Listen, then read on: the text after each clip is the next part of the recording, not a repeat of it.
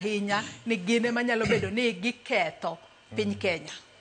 Erokamano ahinya ne nyamera Joyce. Ker William Ruto en a student of realities. Kendo amiye puoch gi pak makende kuom bedo student of realities mage. Gigo matimore. Piny joluono gongero ni piny orugi mage. Every day, odiochieng' piny ru kod challenges mopogore. To bedo jatelo maber, nyaka ibed jatelo ma en cognizant mar gik matimore e alwora mare.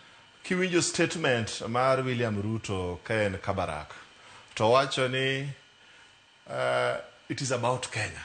It's not about Kenya Kwanza. It is not about statements gi machien. It is about uniting Kenya. Mano be mane dwa kele penjo machielo ni to 2022 no ken about Kenya makoro noluongo jogi ni dynasties mage jo makoro tero Kenya e bugo. Nitiere seche moko miwacho ni making a political statement and a political statement. Koro kaka ing'ama jalony inyalo ng'iyo ming'e to statement mane William Ruto wacho in 2022 and then targeted for which audience? So it was meant to achieve what? Sani 2022 September and below, William Ruto noken ker mar Kenya. Nen mana jalup ker. To sani chakre September 2022, William Ruto kanosechamo muma. Koro William Ruto, okay, William Ruto machoncha, and the symbol of sovereignty and unity mar Kenya as a nation.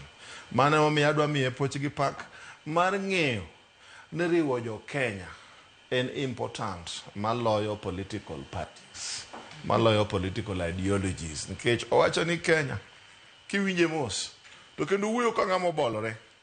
Nikech winjo kokwayo Yokano kod Gideon Moi ni nawaomba munisaidie kuunganisha Kenya.